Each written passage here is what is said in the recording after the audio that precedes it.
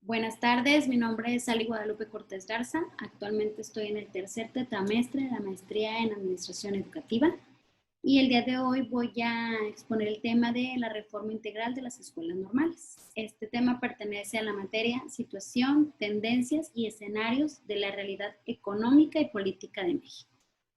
Para este tema, pues tenemos que ver el plan de estudios de 1997 de tres maneras. Uno, cómo se enfocó en las escuelas normales, cuál es. El otro, la transformación ya en las prácticas de la enseñanza. Y por último, en la organización académica de las escuelas normales.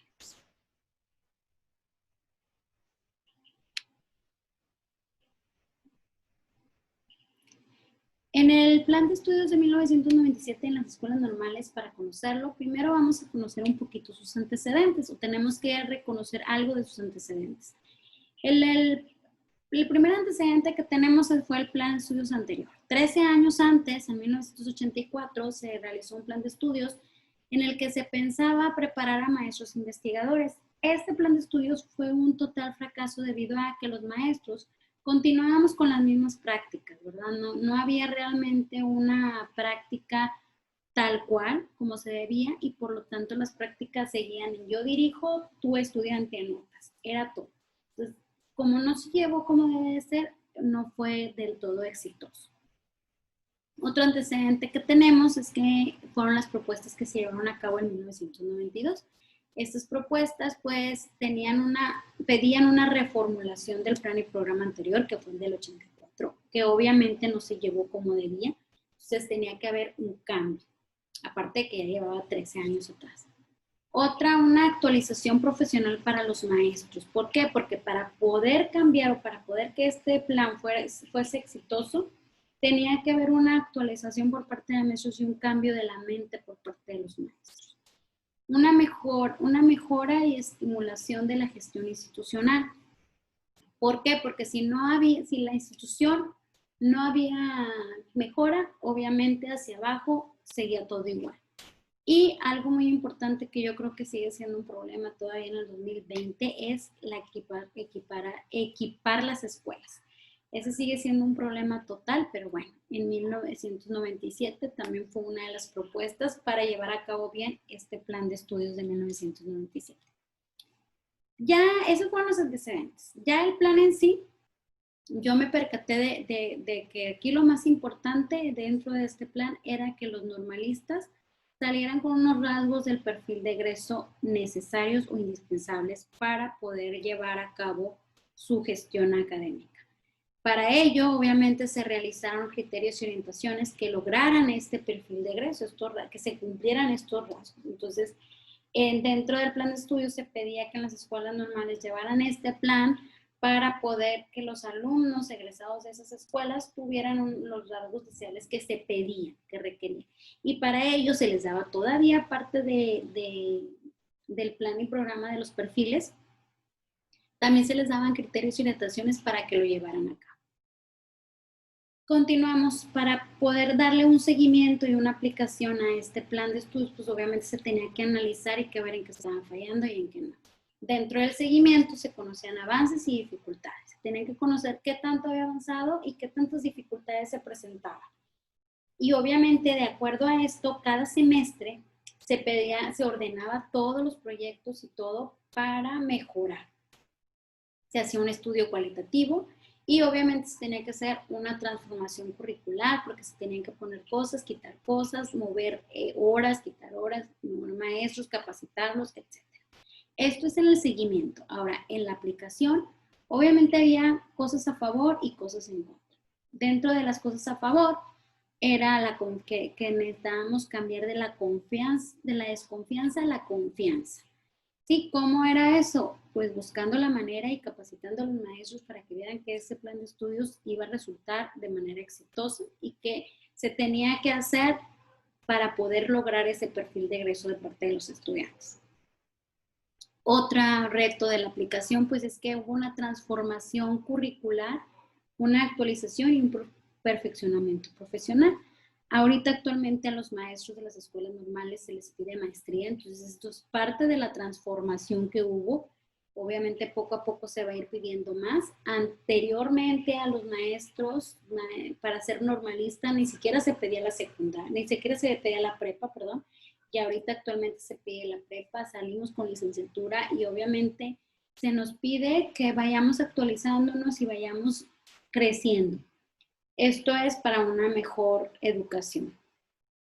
Otra es la comunicación desencadenada entre las autoridades, por parte del gobierno, por parte de secretaría de región, jefes de región, inspectores, directores, maestros, etc. Entonces, esta comunicación se tenía que hacer, es otro reto que se tenía que lograr para poder que esta aplicación fuera, como les digo, exitosa.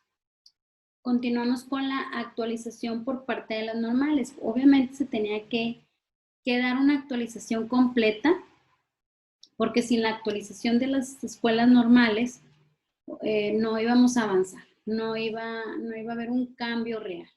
Entonces, pues era volver a lo mismo. Entonces, las escuelas normales tenían que buscar cómo actualizarse, cómo mejorar, cómo formar parte de este plan de estudios de 1997.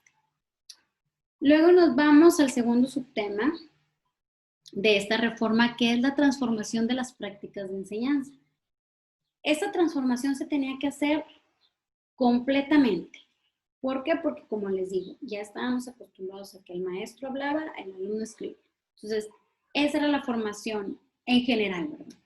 Aquí en esa transformación, obviamente, se pretende fortalecer la formación por medio de los contenidos de enseñanza, el fortalecimiento y la reorientación, las habilidades intelectuales y el desarrollo de los distintos programas del perfil de egreso. Para poder fortalecer esto, se tenía que hacer todo lo anterior.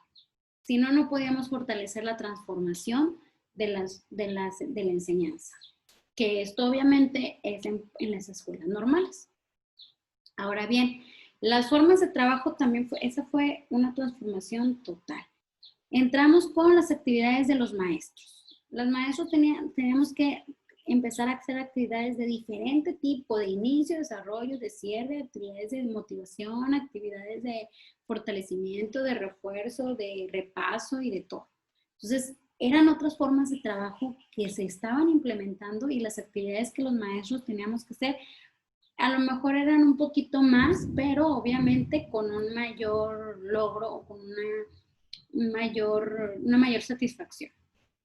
Otra, los contenidos de los programas de estudio. Cambiaron los contenidos de los programas, por lo tanto, todo cambia, el currículum y todo. El trabajo en equipo es una de las principales formas de trabajo que se vio aquí como el punto medio de todo el plan de 1997. ¿Por qué? A partir del 1997 el trabajo en equipo fue el foco, lo primordial de las reformas educativas. ¿Por qué? Este desarrollo de habilidades y competencias que no se habían desarrollado anteriormente o que se habían desarrollado en menor medida. Entonces, el trabajo en equipo fue como que el foquito o la parte principal de la reforma del plan de 1997. Otras formas de trabajo que se integraron fueron las discusiones y análisis en grupo, y esto obviamente era para los contenidos del programa. Empezaron ya a dialogar las normalistas, los maestros, o sea, ya había una discusión, un análisis de cada una de las clases, cómo se tenían que tomar, cómo se tenían que llevar.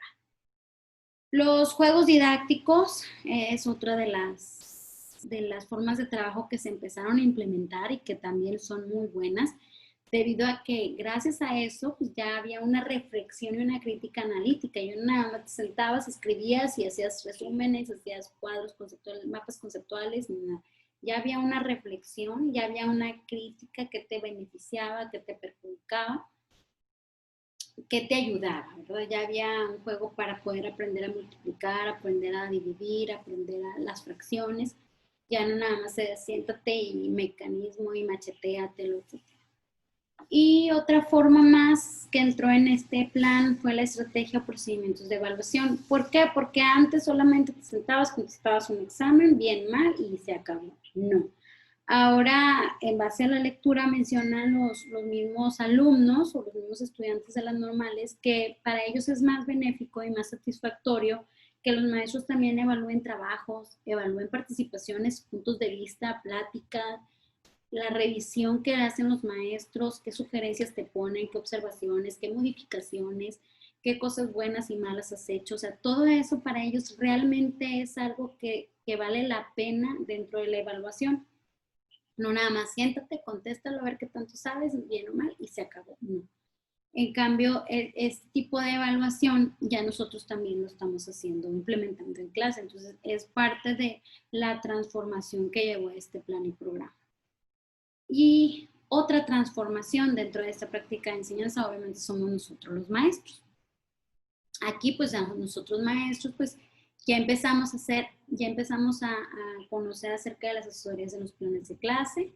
Empieza desde el primer semestre de la Escuela Normal, Orientación y Práctica Docente, que lo llevamos, bueno, yo lo llevé como observación y práctica docente, y las formas de trabajo. Es un papel que ya empezamos a adquirir a partir de esta reforma en las escuelas normales. Ahora bien, ya dentro de lo que es la organización académica, pues se divide en 4 formas: la organización del trabajo colegiado, el uso del tiempo, la vinculación con otras escuelas, el aprovechamiento de recursos, ¿sí? Dentro del trabajo colegiado, pues tenemos lo que es el trabajo en la misma escuela, ¿verdad? Que es estrategias de orientación y comunicación, que lo tienen que ver los maestros, que lo comparten, que lo platican. Otro del trabajo colegiado es la carencia de tiempo por actividades mismas de ahí o que no pertenecen a las escuelas normales. Y en el trabajo colegiado también nos enfrentamos a otro reto, que no todo se lleva a la práctica. O sea, por más de que quieran en las escuelas normales trabajar como se debe de trabajar, no todo se lleva debido a la falta de tiempo, a las actividades, a otras cosas, ¿verdad? Pero el trabajo colegiado, pues obviamente trae cosas buenas, ¿verdad? Comparten ideas, comparten dificultades, comparten qué cosas les resultaron buenas que ayuden a que esto se lleve a cabo. Ahora, la vinculación con otras escuelas. Obviamente, pues todas las escuelas normales llevan un mismo plan y programas. Entonces, esto ayuda a que si hay una vinculación con otras escuelas, pues la comunicación, el entablar pláticas entre otras escuelas, cómo llevan, cambiar opiniones, establecer acuerdos, lleva a una mejor organización. También dar a conocer el plan de estudios en las escuelas y en las normales, ese es primordial para que la organización sea exitosa. Ahora, una cosa que nos perjudica en general a todos, no nada más a las escuelas normales, es el uso del tiempo. En el uso del tiempo, pues tenemos, debido a que nos faltan programas adecuados.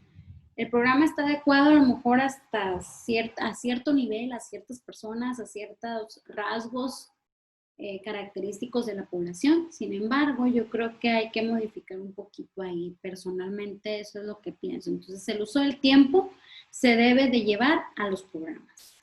También debe de ser enfocado al calendario oficial de la escuela. No llenarlo con otras cosas, no manejar otros tipos de calendarios, no incorporar actividades de otros lados que no. Y el uso del tiempo funciona de manera excelente si la planta docente está organizada. Sí, porque en el hecho de que uno esté mal organizado, empieza a descomponer el tiempo, a lo mejor no de todos, pero sí de la mayoría. O se lleva de encuentro a otros que pues están bien organizados. Entonces, sí es muy importante esta parte del uso del tiempo en la organización de las escuelas normales.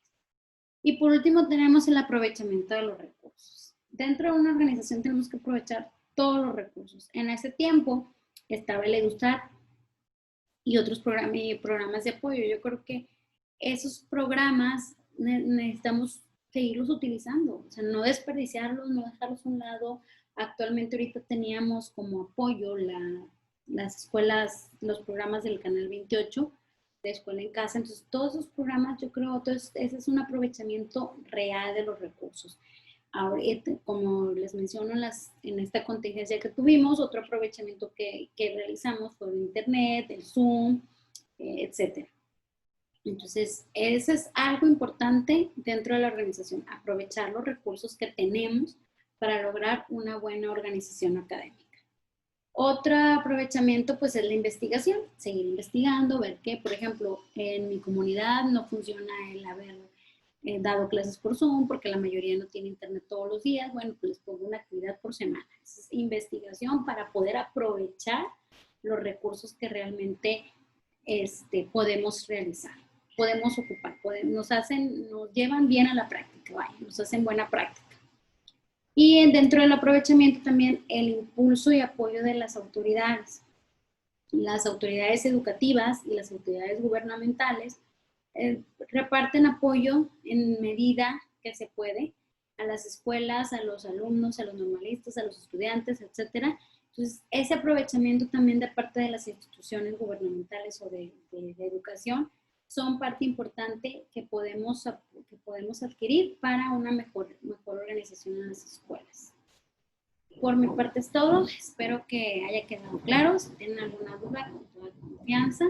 Y espero haya sido de su completo grado. Muchísimas gracias.